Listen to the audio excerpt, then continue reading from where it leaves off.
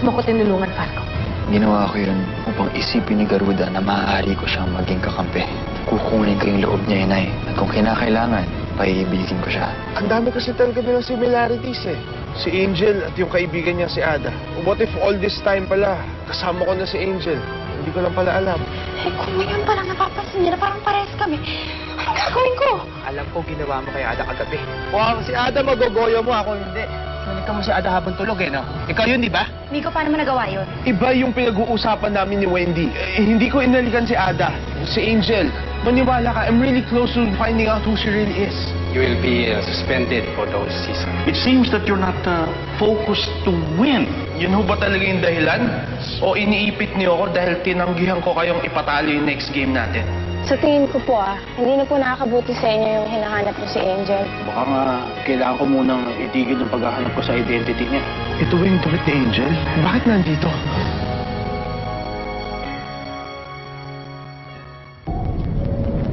Tama ang nakarating sa inyong ulat. Iniligtas ako ni Falco at bilang gante ay pinagamot ko siya at pinagkita sila ni Talisay. Lumalambot ka na ba, Garuda? Hindi ka dapat magpakita ng malasakit sa isang kaaway. Gagawin ko ang nais ko, Heron. Isa itong hakbang upang mahanap ang hinirang. Makakaalis na kayo! Wala ka talaga shay-shay na pinuno. Narinig ko ang sinambit mo, Heron. Humarap ka sa akin, hangal!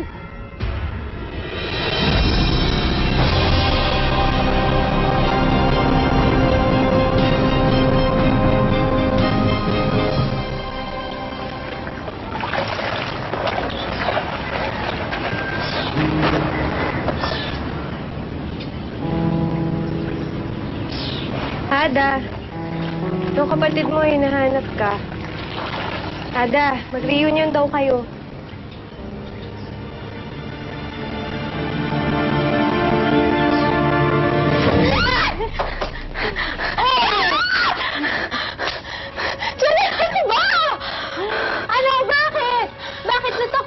Natatakot ka dun sa mga higad na ganyan? Eh, kauri mo naman talaga yan, di ba? Makakate. At saka pagkatapos nun, makukulit, makirengkeng. Di ba? Tulad naman ang ginagawa mo kanina, super kirengkeng ka dyan. Bakit mo ginawa yun? Wala naman akong ginagawa sa'yo, Wala kang ginagawa. Nakita ko. Kinekirengkeng mo si Sir Migo. Tigilan mo nga. Janelle, ayoko muna may pag-away sa'yo. Ikaw, huwag mo akong inaan. Ikaw nga. Janelle, Ada, anong problema? Sir Migo, pagpasensyahan mo na tong si Ada, ha? Kasi bakit hindi mo na lang kaya sabihin sa kanya ng diretso kung ano yung gusto mong mangyari? Kasi totoo naman eh, yun ang gusto niya, maniwala ka na ikaw talaga yung angel. Diba? Eh kung ako nga naman ikaw, bakit di ako maniniwala, yung mukha ka talagang ibon. Ibon na mababa ang lipad. Ang babae.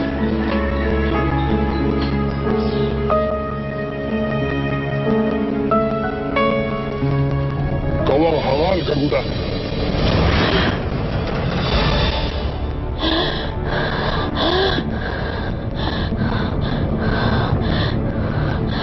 Hanggang kailan mo ba ako gagambalain, Uwakro?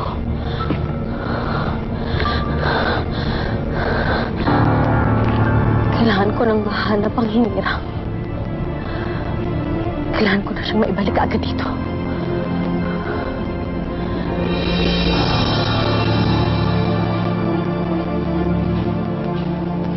Sir Migo, salamat po pala. Huwag kang mag-alala. Pagsasabihan ko si Janelle. Huwag na po. Baka mas lalo pong magalit sa akin eh. Ada, may sugat ka.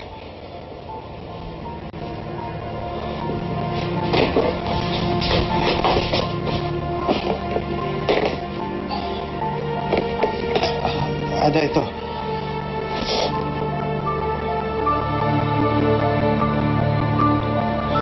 Ako na ho. Huwag po kayo mag-alala, matagal na po to. Wala ka na! Nag-aalala lang yung delikado mo!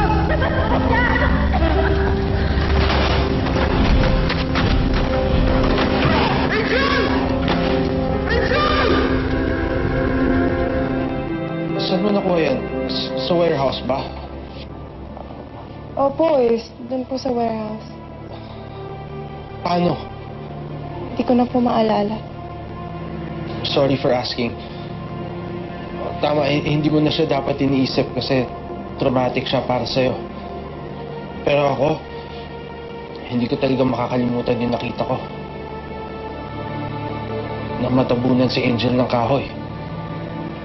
Sigurado ako nasugatan din siya.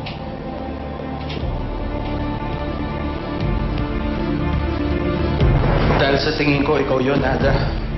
Malakas ang kutob ko na ikaw nga ang angel ko.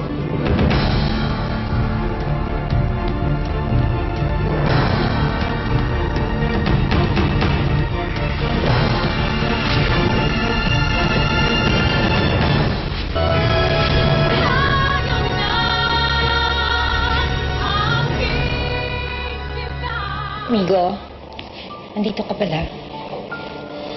Aling Lupe, magandang hapon po. Paalis na rin po ako. Sige, mag-ingat ka. Salamat po. Bye, Ada. I'll see you.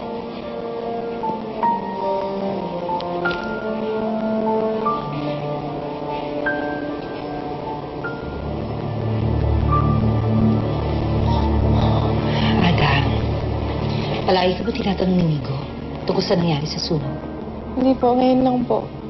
Pero huwag po kayo mag-alala, nalusutan ko naman po yung tanong niya. Nag-aalala ako, Ada. Parang hindi naman siya naniniwala sa mga paliwanag mo. Parang may hinala pa rin siya. Nay, siya na po nagsabi na hindi niya na po ako ikukonekta sa babaeng ibon na yon. Iba ang sinasabi, Ada, sa iniisip ni Migo.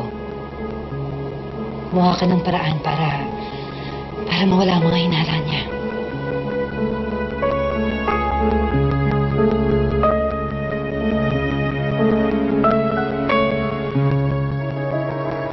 Oscar, paano kung meron kang gustong malaman na sikreto ng isang tao, tapos na-realize mo na baka mahanap mo yung mga sagot sa taong malapit sa'yo, anong gagawin mo? Alam mo bro, hindi ko maintindihan yung tanong mo eh. Kung sikreto yun, siguro dapat manatiling sikreto. O hintayin mo na lang na i-share niya sa'yo yung secret. May point ka doon.